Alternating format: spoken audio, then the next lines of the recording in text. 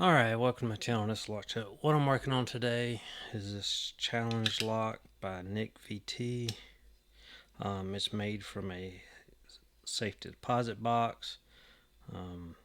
It's 100% made in Kentucky. I believe the lock is made in Kentucky, and also I believe NICVT is also from Kentucky, so that's the reason 100% made in Kentucky, yeah. As it says, front toward the enemy may or may not contain glitter. I did not set off the glitter bomb, thank goodness.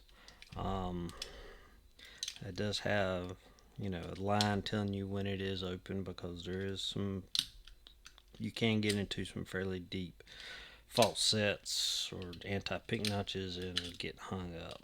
So before I pick, I want to kind of show or talk about the tool I'm using to do this, and I'm going to show it on a different lock just real quick, because there's the key on his. So I made this out of a filler gauge, and it kind of looks like a key, but it should not lift any of the pins.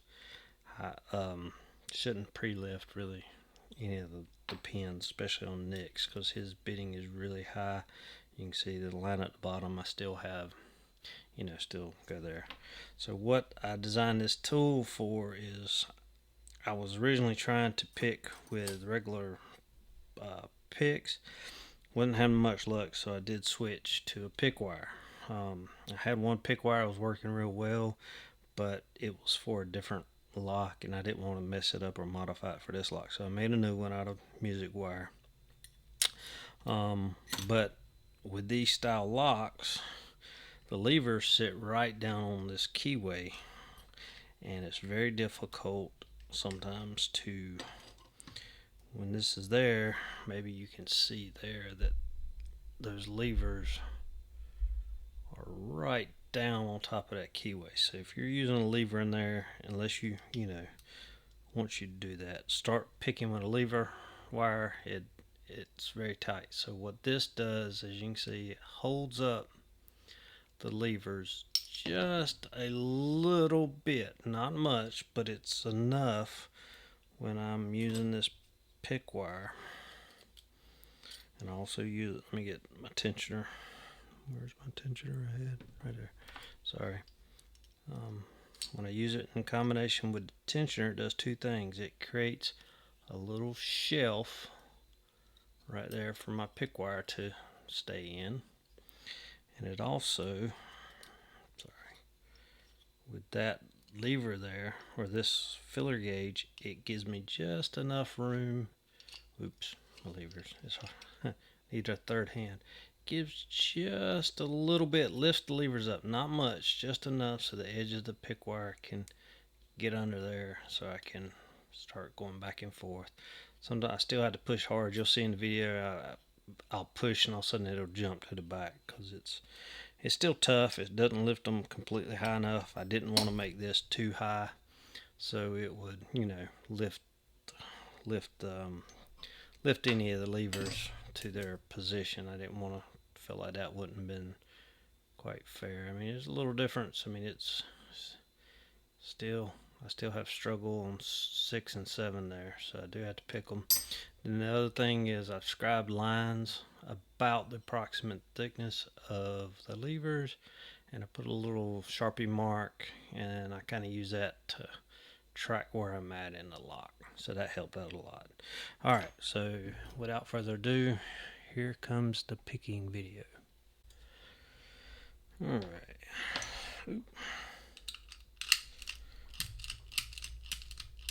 Lock works.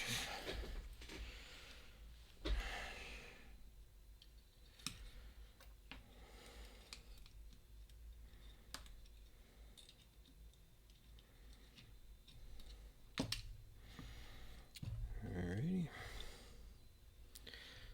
Zoom in, maybe you can see the marks I'm looking at here. Just kind of help me keep my place in the lock. And we'll start, I think this is number 5. I am going to start there because it's a high left in it if you kind of don't start on edit.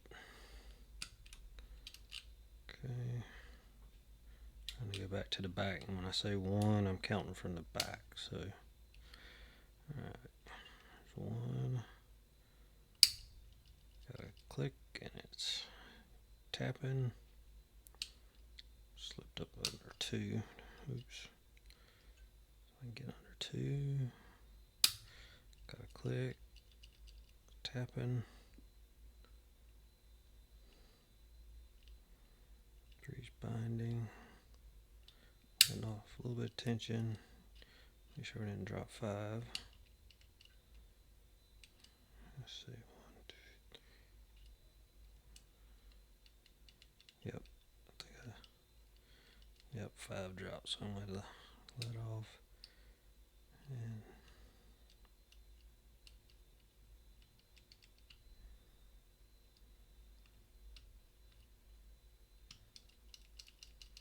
okay, I'm gonna get 3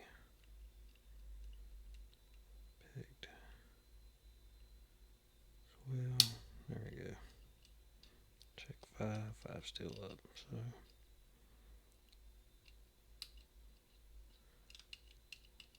4. Kind of feels like it's tapping, but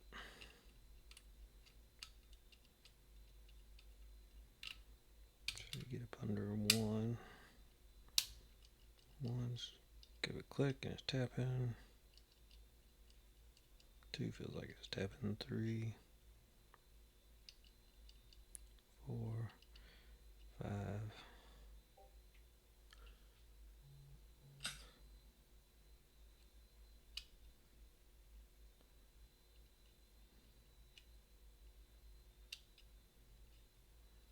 Okay, I'm just going to check everybody into a slight false set.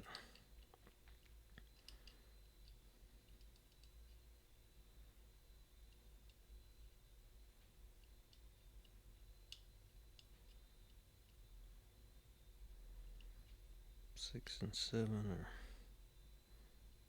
binding. I'm just trying to get up under them, and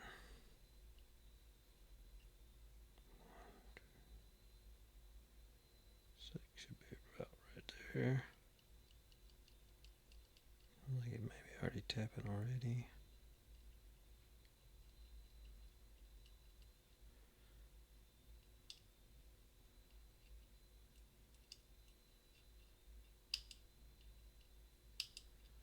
See, 1, 2, 3, 4, 5.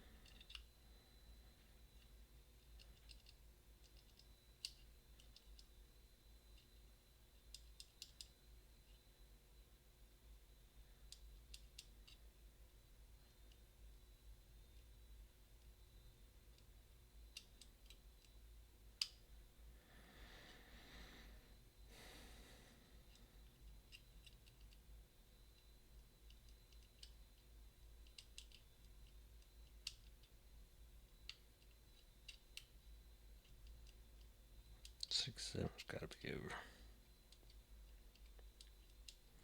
Whoever said.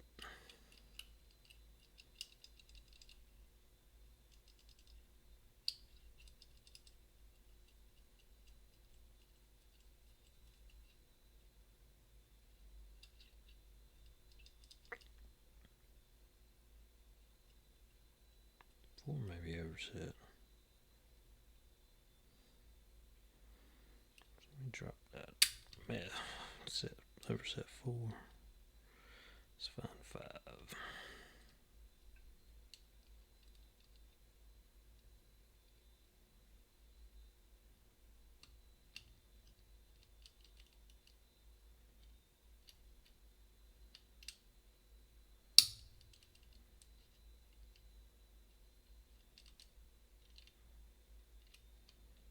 So maybe I just overset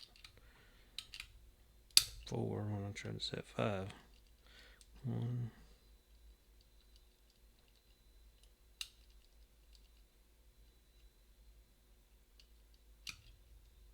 Whoa.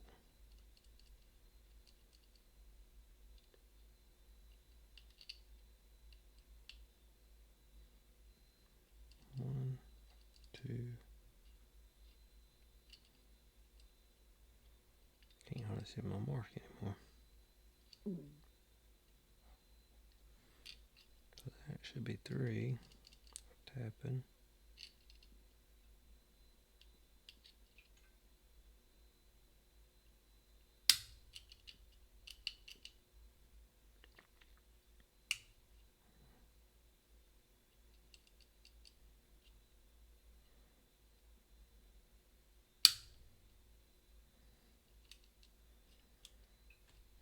So for my deepest fault set,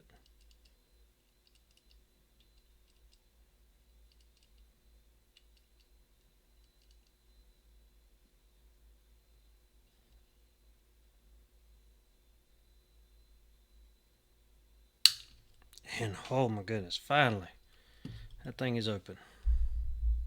It's all the way to the red line. Yay! Alright. Let's get this gutted. Alright. Show you what's inside. I'll kind of show you the tools. I'm gonna get it and then I'll do the tools on the intro, I guess. So, alright. So, here are the levers. I don't want to mess up the order. So, what I'm saying is 7, 6, 5, 4,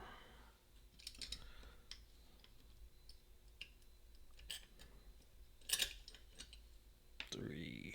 Oh, wait a minute. Nope. 3, 2,